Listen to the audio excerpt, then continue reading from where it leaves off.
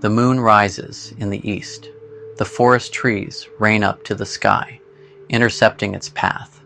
The moon sets in the west. This is a Zen Koan. It's meant to be memorized, not solved. It sounds like a quiet scene from nature, a simple moment, a bit of poetic imagery. But a koan is more than poetry. It's a mirror, a key, a companion. You study it, you carry it, and one day, when life gets difficult, it starts to speak. The moon rises in the east. We've all seen it. Slow, steady, beautiful. Sometimes it's a bold full moon, lighting up the whole sky. Sometimes it's only a thin crescent. Sometimes it's a dark moon, nearly invisible to the eye, but still there, still rising. The moon doesn't rise because it's full. It rises because that's what the moon does. And in that way, it becomes something more than just a natural object. It becomes a symbol. Some days we're full of energy and purpose, brilliant, clear, strong. Other days we're tired, lost, running on fumes. Sometimes we feel like we're just beginning, just a sliver of who we want to be. And sometimes we feel completely empty, unsure whether we can rise at all. But we can. We do. You don't need to be full to move forward. Whether you are at your brightest or your darkest, you only need to rise. The forest trees rain up to the sky, intercepting its path. It's a strange image. Trees don't rain up. But if you've ever stood in a forest at night or driven through a wooded road under a moonlit sky, you've seen it. The trees rise like dark pillars on either side of you. And as you look up toward the moon, it can feel like the trees are reaching into the sky, like they're raining upward, trying to block the moon's path. Of course, they're not. It just looks that way. Not from the moon's perspective, from ours, from the ground, from the shadows. And that's how obstacles feel. As we try to move forward, things begin to rise up around us. Distractions, responsibilities, criticism, fear, delay, doubt. Everything seems to demand our attention or stand in our way. And when we're feeling bright, full of energy and hope, the trees don't seem so tall. We move easily. We trust the process. The obstacles feel manageable. But when we're dim, uncertain, or worn down, the forest seems endless. The path becomes hard to see. We start to wonder if we'll ever break through. But here's the truth. The forest didn't grow taller. Our perspective just changed. The trees can only seem to block the moon because of where we're standing. When we rise, the illusion fades. The moon sets in the west. This is the part we often overlook. We focus on the rising, the ambition, the beginning. But the moon doesn't just rise. It completes its arc. Whether full or dark, whether seen or unseen, it continues moving.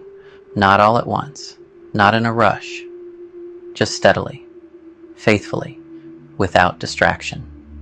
It reaches its destination because it stays on its path.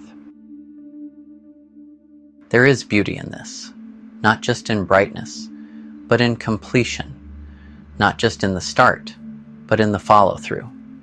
The moon reminds us, you don't have to be perfect. You don't have to shine all the time. But if you keep moving forward, day by day, night by night, you will cross the sky. You've probably felt it. The spark of a new goal, a fresh start, a commitment, a vision of what could be. You say, this time I'm going to change. I'm going to get in shape. I'm going to finish school. I'm going to stop this habit. I'm going to do the thing I've been dreaming about.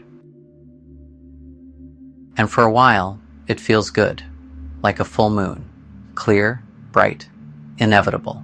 But then, life. You get sick, or distracted, or overwhelmed. Other people need your attention. Unexpected problems show up. Motivation fades. You miss a day, then another. Suddenly, the forest rises. And from where you're standing, the path looks blocked. You begin to wonder, is this goal too big? Was I naive to think I could do this? Should I just give up? This is the moment the koan was written for, because it reminds you, you are the moon. Your obstacles, the trees, may feel like they're raining up into the sky, intercepting your path. But that's just how they look from below. From higher up, they shrink. From the right perspective, they lose their power. The key is not to shine all the time. The key is to keep moving, especially when you don't feel like it.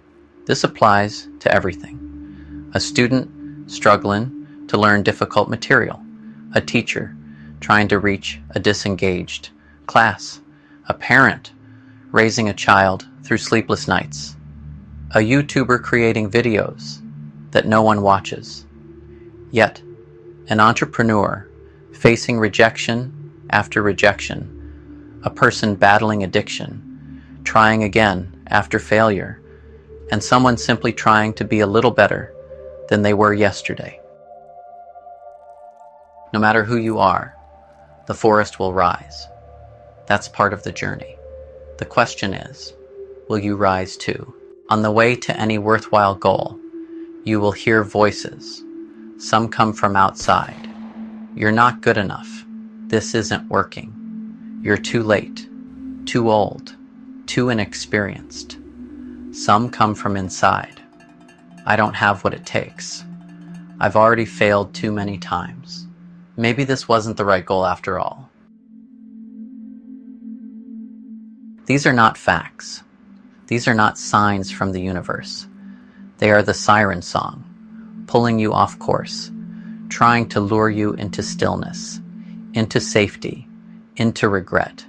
And if you listen to them, they will wreck you, slowly, not with a quick crash, but with quiet surrender. You'll drift, you'll delay, you'll disappear from your own journey. This is the great illusion, that because the path is hard, it must not be your path, that struggle is a sign of failure, that obstacles mean it wasn't meant to be. But the koan says otherwise. The moon sets in the west. It finishes its journey, even through darkness, clouds, storms, and silence, even when no one is watching. It never stops to ask, am I still shining? Is it still worth it? Will anyone care? It simply continues. And that's what makes it radiant. The trees are supposed to rise. The sirens are supposed to sing. But you are supposed to rise higher. You are supposed to keep moving. Let's return to the koan. The moon rises in the east. The forest trees rain up to the sky, intercepting its path. The moon sets in the west. Now it means something different than it did before. The moon is your ambition, your clarity, your calling. The forest is everything that threatens to take it from you. Your distractions, your fears, your doubts, your setbacks.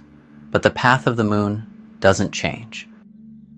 It doesn't rise because conditions are perfect. It doesn't set only when the sky is clear. It moves no matter what, whether full or dark, bright or invisible. It crosses the sky with quiet certainty, and so can you. Let this koan be something you carry. Say it to yourself when you feel strong, so you remember who you are. Say it when you feel weak, so you remember what to do. Say it when you feel lost, so you remember where you're going. You don't have to be full to keep going. Whether you are At your brightest or your darkest, you only need to rise. One step, 1 hour, 1 day at a time. Be the moon. This is Zen Koan. There are 6 more. Each one, like this one, holds something waiting to be discovered. If you would like me to explore the others with you, let me know in the comments below. The path leads ever onward. Thank you for watching.